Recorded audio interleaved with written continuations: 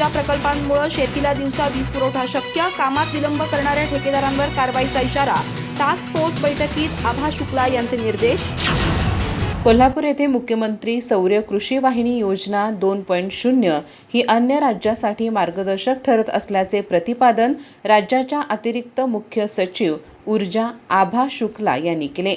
जिल्हाधिकारी कार्यालयातील महाराणी ताराराणी सभागृहात झालेल्या जिल्हास्तरीय टास्क फोर्स बैठकीत त्या बोलत होत्या।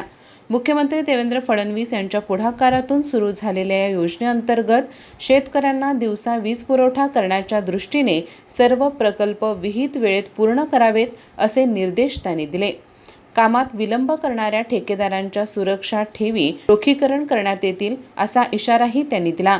तसेच सहकार कार्यालयावर जास्तीत जास्त सोलर पॅनल बसविणे, सर्व कामाचे अपडेट पोर्टलवर अपलोड करणे आणि नको असलेल्या जमिनी शासनाकडे परत करण्याचे आदेश त्यांनी दिले।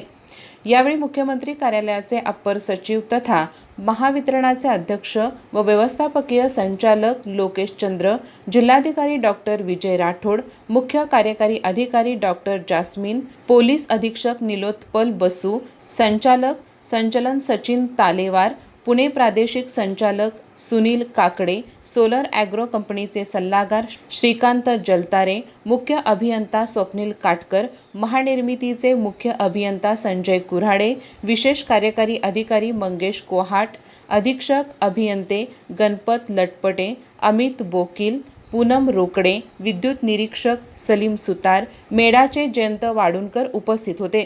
आभा शुक्ला पुढे म्हणाल्या, जगातील सर्वात मोठ्या विकेंद्रित सौर ऊर्जा प्रकल्पाद्वारे शेतीला दिवसा वीज पुरवठा करण्यात येत असून अपारंपरिक ऊर्जा निर्मितीत महाराष्ट्र राज्य दुसऱ्या स्थानी पोहोचले आहे। देशात ऑफ ग्रीड सोलर पंप बसविण्यात 69% काम पूर्ण करत महाराष्ट्र प्रथम क्रमांकावर आहे। सोलर ऊर्जा निर्मितीत राज्याने मोठी प्रगती केली असून त्याचा लाभ सर्वसामान्यांपर्यंत पोहोचत असल्याचे त्यांनी नमूद केले। महावितरणचे अध्यक्ष व व्यवस्थापकीय संचालक लोकेश चंद्र यांनी पंतप्रधान सूर्यघर योजनेत लोकसहभाग वाढविण्याचे आवाहन केले। सौरग्राम योजनेत अधिकाधिक गावांचा सहभाग वाढवावा, तसेच महावितरणाने जिल्ह्यातील 80 कार्यालयावर सोलर पॅनल बसविले असून हे काम 100% पूर्ण करण्याचे उद्दिष्ट असल्याचे त्यांनी सांगितले। येत्या काही वर्षात आवश्यक विजेच्या 50%हून अधिक वीज अपारंपरिक ऊर्जेतून मिळवण्याचे ध्येय असल्याचेही त्यांनी स्पष्ट केले। औद्योगिक ग्राहकांशी संवाद साधताना लोड फॅक्टरवर काम केल्यास उद्योगांना फायदा होईल, तसेच सोलर स्टोरेज क्षमतेत मोठी वाढ करण्याचे उद्दिष्ट असल्याचे त्यांनी सांगितले। स्मार्ट मीटर बसवल्यानंतर तक्रारीचे प्रमाण मोठ्या प्रमाणात कमी झाल्याचेही त्यांनी नमूद केले।